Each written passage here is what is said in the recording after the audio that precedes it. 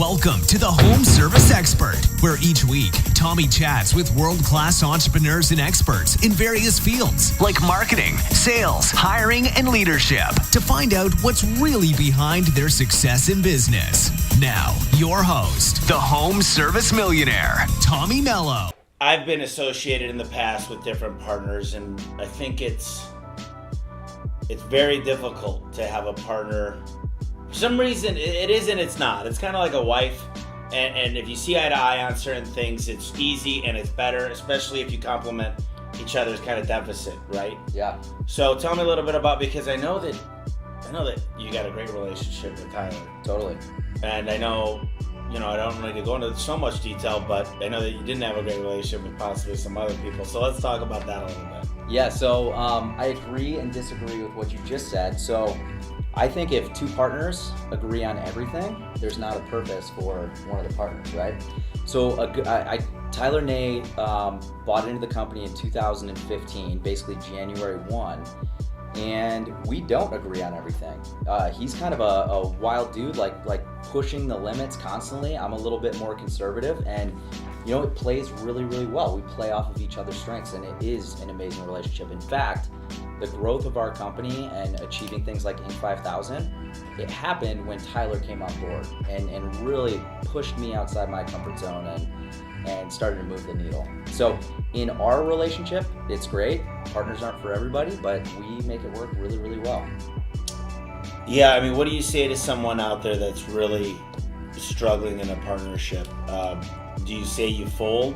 Do you say you buy them out? Do you say you go do your own thing? Do you say you just work through it? Or I guess it's different depending, but situational for sure. If you've got a partner that things are really, really not working, I would make a change.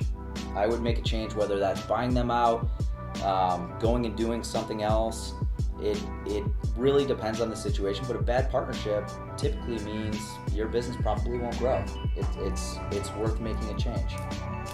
It's tough to go into work when you can't stand who you're going into work to. And I'm sure you've had employees that you're like, damn it, I gotta go.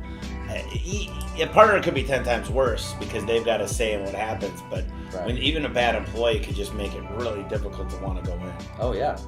Toxic people are toxic people, and if your relationship with your partner or an employee is toxic, I would personally make a change as soon as possible. Rip the Band-Aid. And so often it's difficult to rip that Band-Aid. I've been in the situation where what are we going to do?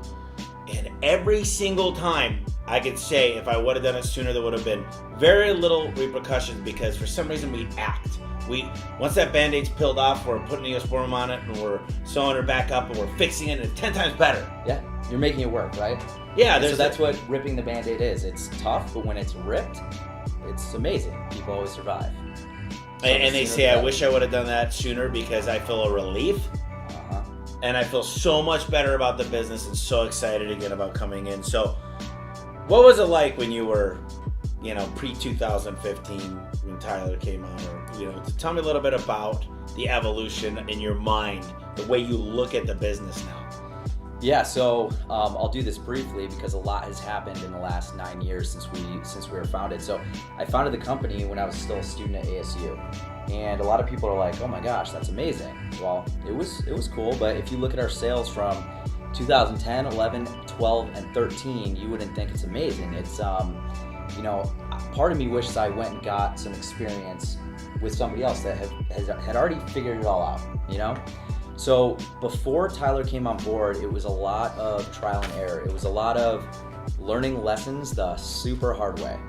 And so I don't trade those years for anything, but a lot of those lessons we don't learn again. We fixed them, and Tyler came on board, and since then it's been constant progress, constant growth, constant improvement. That's what it's been.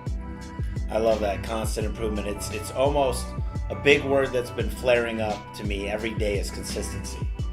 Yeah. It's consistent growth, consistency. It's a lot of people feel like they get in this thing where they go all in and they work out 8 hours a day instead of just 30 minutes every day for a year. And they get into this impact, like, if I do this so hard, and it's the biggest mistake because they got to change their habits. They just got to get motivated. Totally. And habits are the hardest thing to create, right? But when you create consistent habits, you create a consistent result. That's what you do, and that's typically growing. And this has never been a better time to grow. I mean, it's amazing. Consumer spending's up, consumer confidence is up, unemployment's down, stock market's up. I don't know if this is artificial or if just I'm good at business or if everybody's just kicking butt, but I mean, this is great. Yeah, I totally. mean, this whole business right now, everybody I talk to is like, and I don't think it's a bubble because I don't think it's going to crash like it did in 2008, Correct. 7, 8. I do think there's going to be small recessions, which is inevitable, but hopefully we never hit it like we did. But hopefully the best plan for the worst type thing, right? Absolutely.